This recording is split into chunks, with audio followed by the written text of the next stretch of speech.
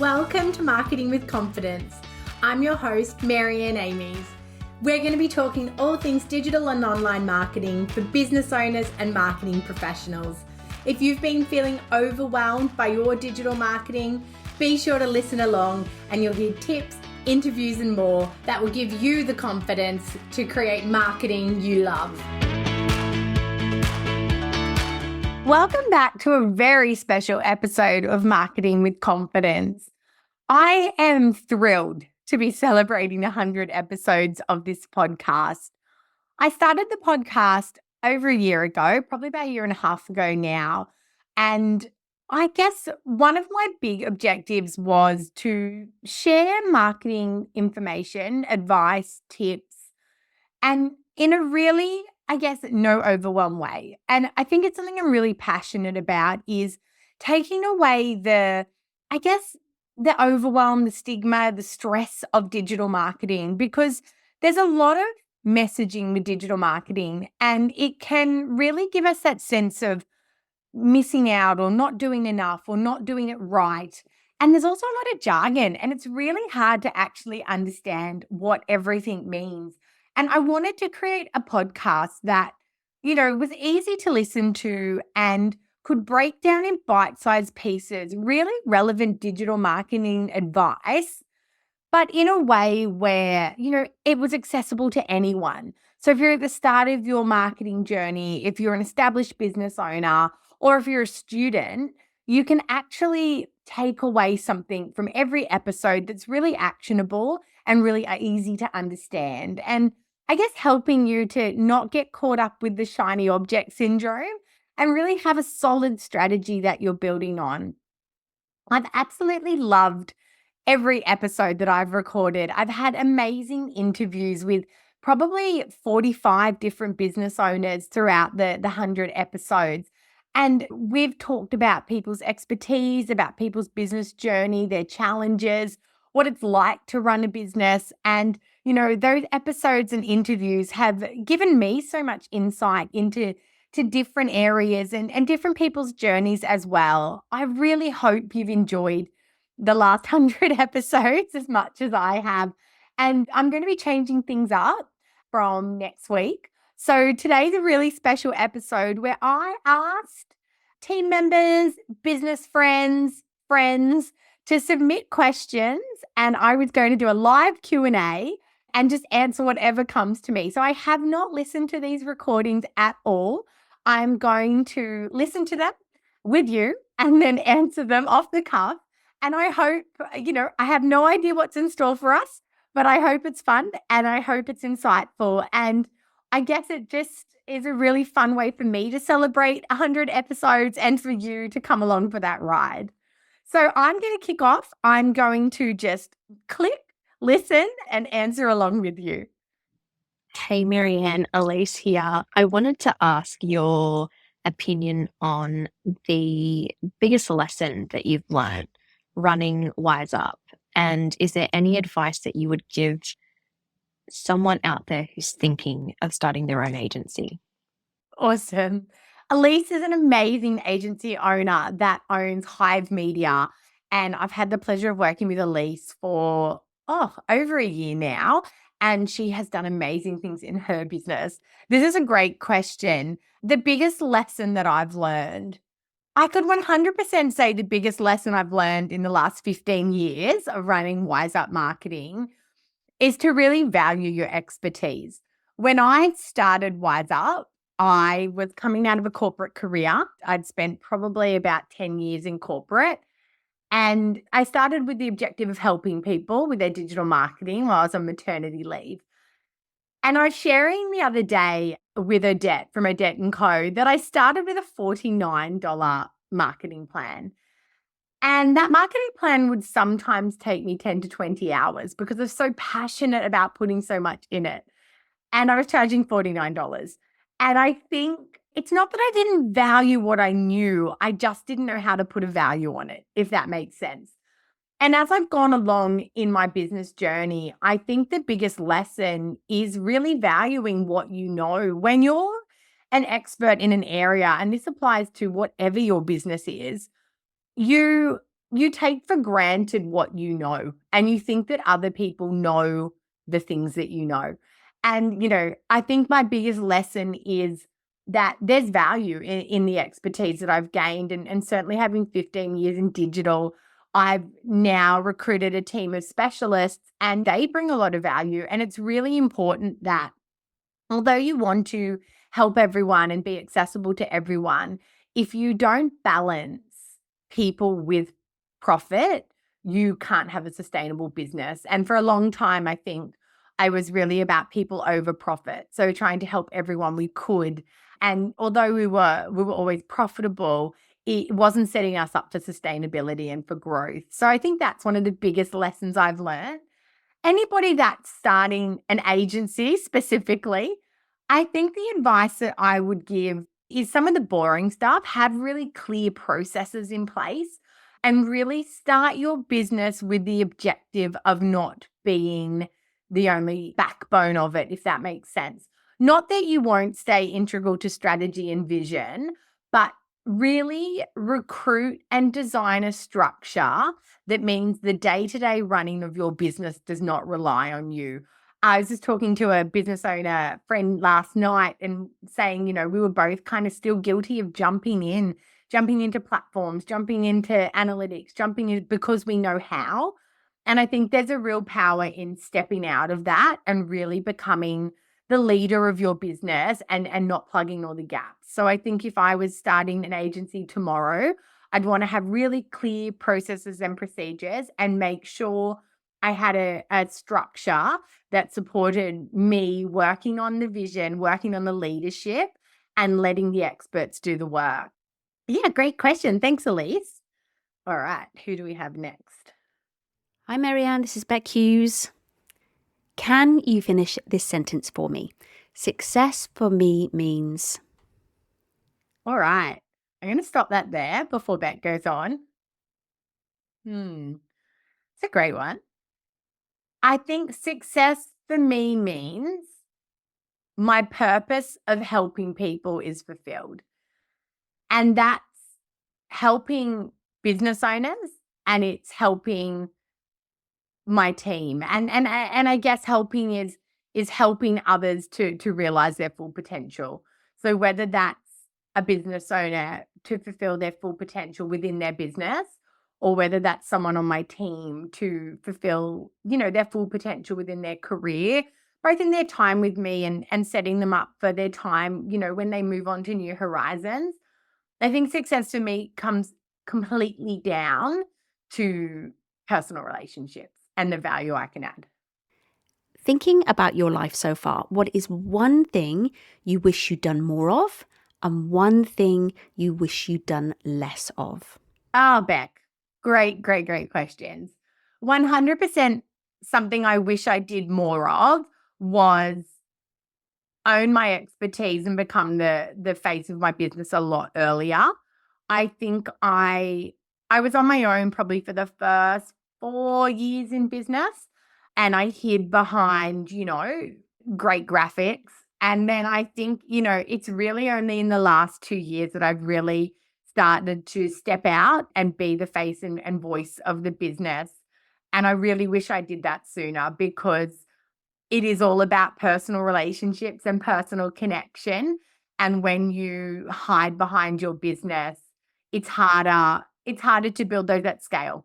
You're building them with the individuals that you talk to, but there's such an opportunity to connect and help so many more people by putting yourself out there and being the face of your business. One thing that I wish I did less of, I sort of touched on it a little bit with my answer to another question, but I think I would like to have, as I sort of said, built myself out of the business or, not needed to be so integral in the day-to-day of the business. And this is still an ongoing objective for me. I talk about to my team, I talk about it to my mentors. Removing myself from the day-to-day running of the business is a huge goal for me. And I think that's something I kind of wish I would have started working towards earlier in my journey. Thanks so much for your questions, Beck. That's Beck from Beck Hughes Creative. an amazing creative mentor and branding strategist. I love chatting to Beck. We do a lot of accountability together to keep ourselves on track. Hi, Marianne. It's Emma Petrini, your accountant here. Congratulations on your 100th episode of Marketing with Confidence. It's amazing. My question for you is, if you were starting your business from scratch today, what would you be doing differently? Thanks. My beloved accountant, Emma, if you would know how much I love my accountant, I think I've got the world's best accountant. It's a similar question to before, but if I was starting my business from scratch today, I think I would actually, another thing I would really do is go bigger on brand earlier. I think when you start your business, and certainly in my case, I didn't envision the business I have today, to be honest. My vision was to help, and I didn't sort of see the team and the agency and the office and all those things coming along with it. I feel I could have really benefited from spending more time in brand. So really getting clear on my vision and values from day one and developing a brand identity that supported it. I think I kind of railroaded it, built it as I went, evolved it as I went. And that certainly worked. But I think if I was starting now, I think the importance of brand is so huge. And I think it also, the investment in good brand, I think builds your confidence in a different way as well. When you invest in a brand that you feel really proud of, I feel like you go to market in a different way than when, brand is secondary. So yeah, I think that that's what I would also do differently. Thanks, Emma. Hey, Marianne, it's Hannah. My question for you is, if you could change one thing about the marketing industry, what would you change? Oh, great question, Hannah. Hannah is one of my digital marketing specialists at Wise Up. If I could change one thing about the marketing industry, I feel like with the onset of digital marketing over the last, decade or more, we've stopped talking about the foundations of marketing. And I think if I could change one thing in the industry, it would be to get back to the strategy and not just the tactics. So it's around educating people, junior marketers, business owners, all levels of management about the importance of marketing strategy, not we want to do this on Instagram or should we go on TikTok or I need a new shiny website, but actually making the conversation more around what objectives am I trying to achieve? Who is my ideal client? And what do I need to do to take them on a path from awareness to conversion? So I think coming back to strategy, the consumer hasn't changed. Our motivational needs, our psychological needs haven't changed. We do still need to be taken on a journey. The touch points, the tactics have certainly changed and evolved. And I think we need to get back to kind of understanding those motivations, understanding human psychology, and putting that at the forefront of how we talk about marketing rather than focusing all our energy on what the next Instagram or TikTok trend is. Hi, Marianne. It's Jarrah. Congratulations on 100 episodes. It is just phenomenal that you've been able to do that. Anyone who runs a podcast knows that that is no easy task. So congratulations. I have a quick question for you about digital marketing. And I think I wanted to know, I guess, given the rapid evolution of digital marketing, how quickly things change, where do you see the space going in the next 5 years? Thank you so much, Jarrah. Jarrah is an amazing agency owner as well. She owns the Jam Packed digital agency and also has the Jam Packed podcast, which is a fantastic podcast. Where do I see digital marketing going over the next 5 years? I think firstly, digital marketing is marketing. I think over the next 5 years, I hope we'll see that distinction change and stop thinking of digital marketing as less or not as important. I think that, in the next 5 years, we'll really see digital marketing or marketing be at the forefront with digital being a consideration of marketing. I think that personalization will get huger and huger. I think that, the advancements in AI will certainly mean that personalization piece is more readily available and more important. I think it'll be that, I want to say curated feed, which sounds like what we already have, but I think hyper personalized.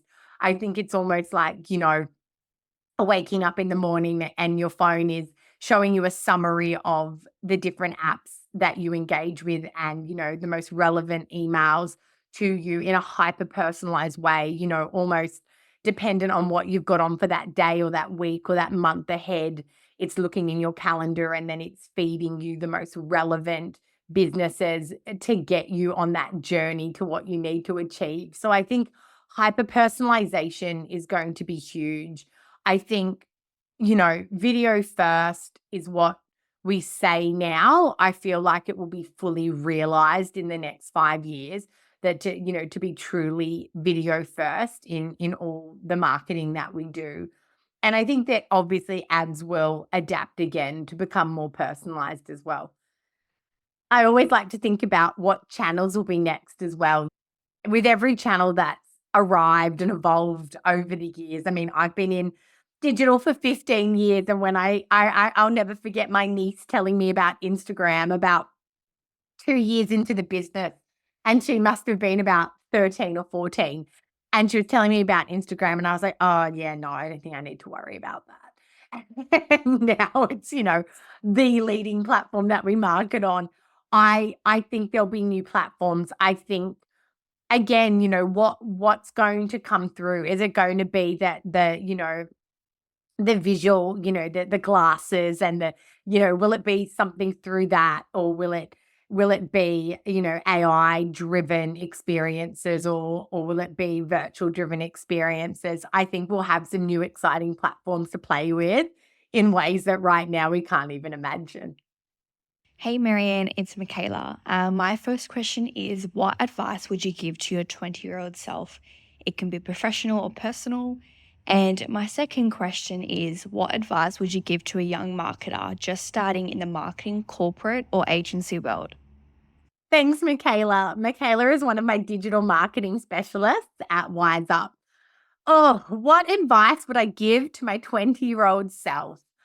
When I look back at my career, I mean, I didn't particularly know what I wanted to do when I was in year 12.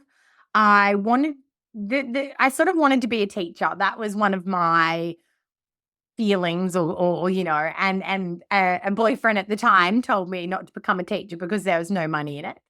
And I said, "Oh, okay," wasn't gonna do that then.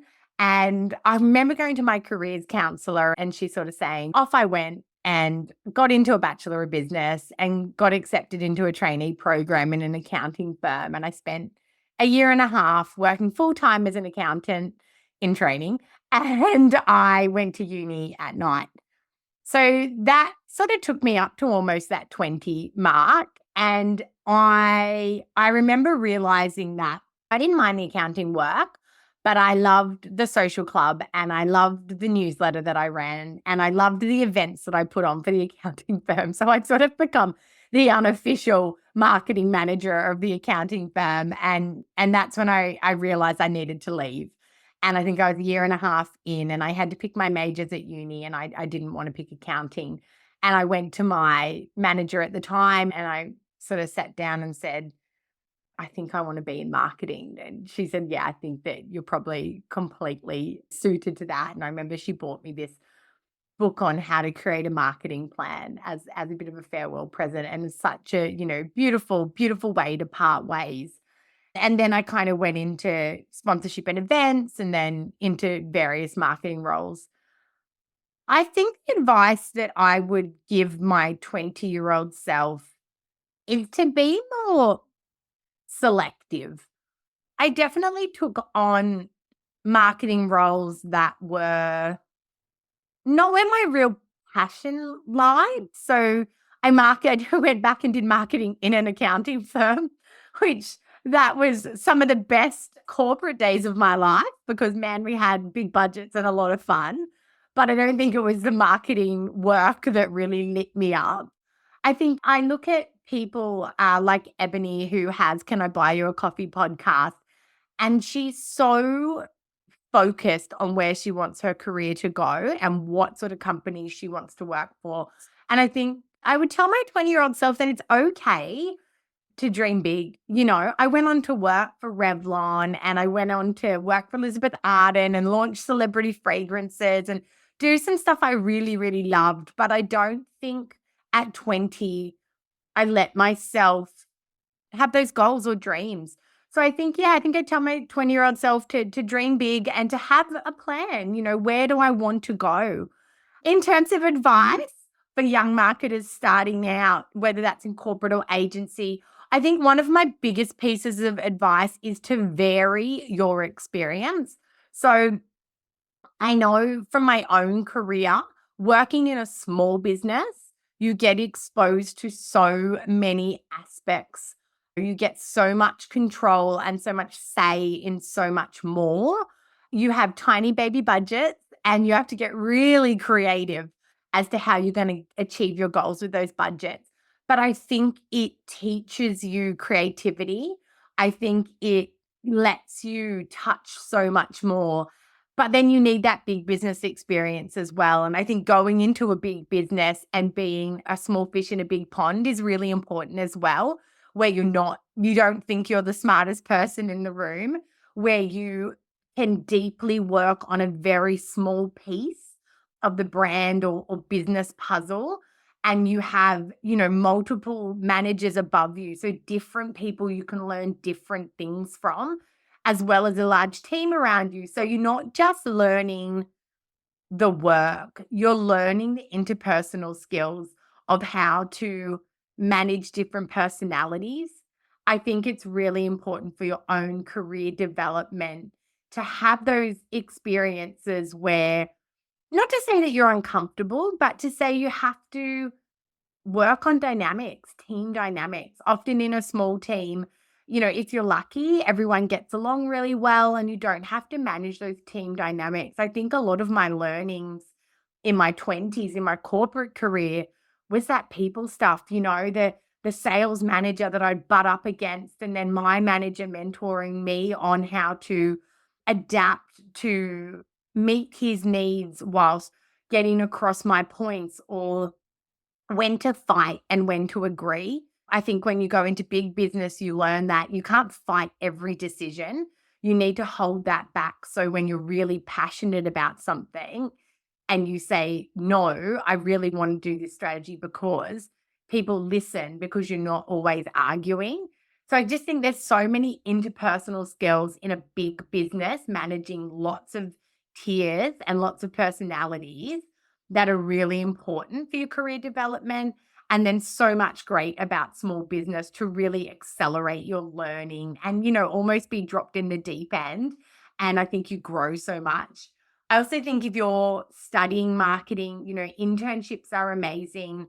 Don't do a year in an internship. A 3-month internship is more than enough at any one company. But I know when I'm looking at resumes, if I see a couple of internships on there, I get that feeling that the person's going to be less green than a graduate that hasn't done any internships.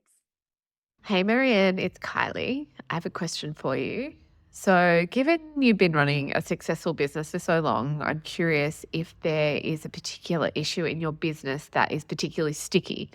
Like it just continues to be a thorn in your side after all this time. And if so, whether you continue to try and solve it or whether you just learn to live with it and accept it as part of your life as a business owner. Great question, Kylie, from 3 Blocks Left. Amazing designer and brand strategist. Oh, a sticky issue in my business. I think the stickiest issue in my business continues to be, as I sort of touched on in other questions, how to manage my role within the business and how to not need to be all things to all people. I think when you own a small business, I don't think there's ever a vision or a version where you're not needed. And I don't think you're not ever going to be lying, awake at night thinking about it, or on holidays checking your emails. I do feel like as a small business owner, there is a certain passion that comes along with it where you almost thrive on the fact that it needs you so much. But I think the stickiest issue for me is part of my own, I guess, personal development and where I really see myself in the next 10 years is not in the day-to-day of my business. It's knowing that I can be present for a day or a couple of days a week, and in the other time the business run smoothly and as efficiently as if I was there to then I wasn't. My team are all amazing at being autonomous, but it's more the business development side, the overall operational management, the client contact and management. It's more of that sort of day-to-day demands as well. And even, workload distribution and management, there's a lot of operational and account management, business development roles I still fulfill within the business. And I think it's been a few years where I've been trying to solve that. And I think it is the stickiest part, to be honest. And, it's finding people within your business that can love your business as much as you do and be as passionate about your values and your vision, and finding people you can bring into the business that are in alignment with you so that it feels like you, but it's not you, within every level of the business. So yeah, I think that's my stickiest piece. I have big visions of where Wise Up could go, but they don't necessarily involve me there 24/7 guiding that vision along. Hi, my name is Neve, and the question I have is, what's one piece of advice you wish you had received earlier in your career and why? I think back to the different managers and leaders I worked with, and I feel like it's almost a sign of the times as well. I don't feel like anyone was helping me shape my career as such, as much as just helping me shape my effectiveness within the role and the company that I had. And then I think of the leadership coaching that I've done, especially with Amy from Craft, and the things I've realized about myself, what my strengths are. So I think, in terms of advice I wish I'd been given early on in my career is probably to invest in my own personal development. I think it's realizing that you are responsible for your career direction, for your life direction, and investing in that is important. That it's almost like self-care, but for your career. Finding mentors outside of the business that you work in that can help you more holistically guide your career journey.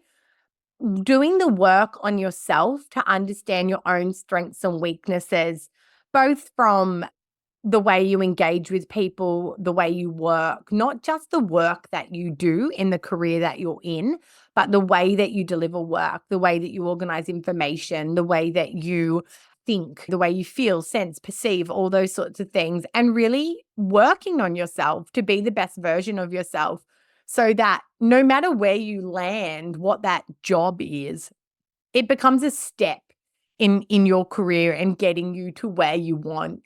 I think, yeah, I really wish that I'd had advice around working more on me and what my vision was for my career as well. It's Rachel from On the Way Agency. I have had the pleasure in knowing you for a few years now. I have so many questions that I've found it hard to choose, so I've chosen 3, and here we go. 100 episodes is a huge milestone. What keeps you recording? And how do you keep your interest in your business and keep showing up time and time again? And the third one, what lights you up in career, business, and life?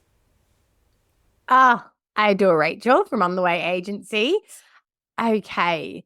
What keeps me recording? That's a great question, Rach. I thrive on consistency and routine. And starting the podcast, what I was really passionate about was starting and not stopping.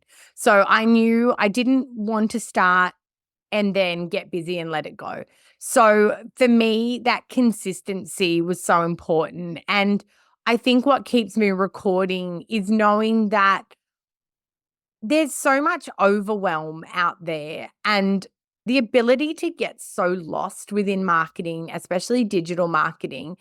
And if I could help in some small way to demystify, to de-stress, to, decrease that overwhelm for a business owner, or help a marketing professional with an area of their marketing career that, isn't as natural to them, that it's a deep sense of satisfaction that comes from that. How do I keep my interest in my business and keep showing up time and time again? Another great question. And there's a huge theme of these questions for me today. And it does really come back to people. At different times, you think of closing up your business, retiring, selling, going back to corporate, all the options. And I feel like I still have so much to give to people. And I think that's what keeps me turning up. I derive so much satisfaction from hearing that someone's business is better because of the role I've played in it. And I feel like, outside of building my own business, I've almost had the pleasure of building and impacting hundreds of businesses, hundreds of business owners. And that completely motivates me to turn up and keep going and find the next thing and do more. And I was again talking to my coach the other day about doing more speaking and teaching, and I was saying to her, I'm not motivated by raving fans. I don't want to, be the it speaker of the moment. I actually just genuinely want to know that I've helped and impacted people and made their business life journey a little bit easier. What lights me up, it's no surprises, is people.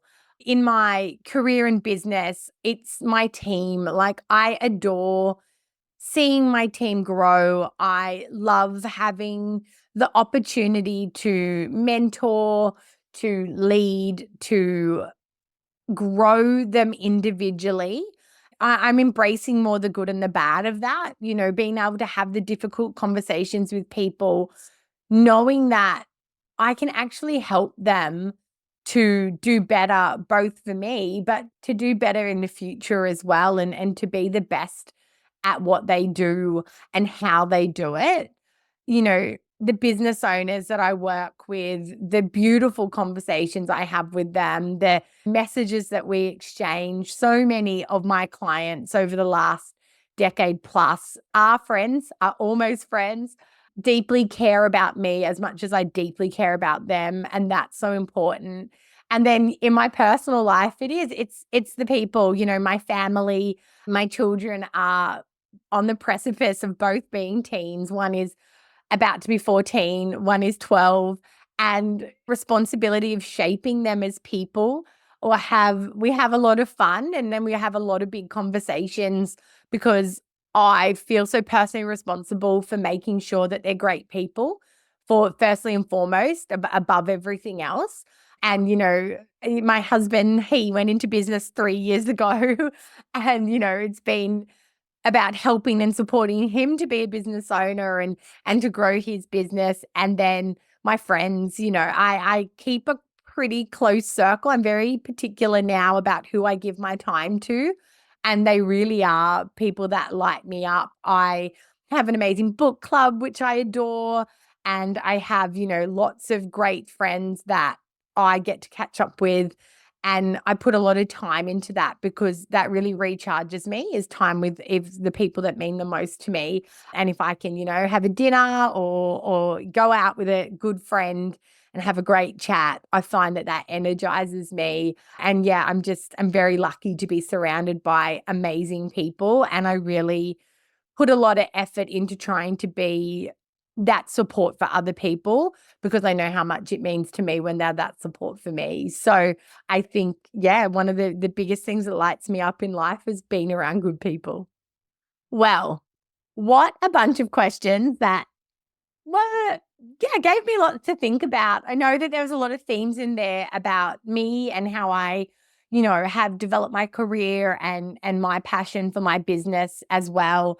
I hope that it's insightful and helpful for you if you're on a business journey or if you're starting out in marketing. 100 episodes of Marketing with Confidence. It's no easy feat. There's a lot of time that goes into planning episodes, recording, getting those out into the light as well. And I have really enjoyed it. I've not had a week where I've sat down to record and begrudged it. I feel like there's always more. I reflect on the conversations I'm having with clients, on things I read, and try to really bring the most relevant marketing knowledge I can. But that said, as I touched on, there is change coming. As of next week, I'm launching a new series on this podcast that's going to be all about paid ads and the ecosystem of your marketing that supports your paid ads success. So it certainly won't just be for people that want to run paid ads campaigns, but it will be about learning more about how all your marketing works together. And if you are running paid ads, how it's all your marketing together that actually impacts the success of those paid ads campaigns. I'm going to be interviewing business owners in a new series called Do You Ads, where we'll talk about if somebody runs ad campaigns themselves, if they outsource, if they're an ads expert, they've never touched ads and built a business without it, and all those different factions of how you can build a business and how that looks through the lens of paid ads with different successful business owners. I hope you'll enjoy this new phase of the podcast with me. I'm really excited to change the conversation up. And I thank you for all your listening of these 100 episodes, or some of them. If you haven't, please go back and find the episodes that are most relevant to you. And as always, I'd love to hear from you over on Instagram or LinkedIn and hear what you want to hear more of, what you've loved the most about the podcast. And I thank you for all the time you've allowed me to be in your ears, and I look forward to doing it more. Thanks so much. Hey, thanks for listening to another episode. If you don't want to miss one, make sure you subscribe to the show in your podcast app. And if you love it, be sure to share it with friends and colleagues who you think could benefit from increasing their digital marketing confidence. Want more? Head to marianneamies.com to find out how you can work with me directly, to reach out to have me speak at your event, or to grab yourself some free resources.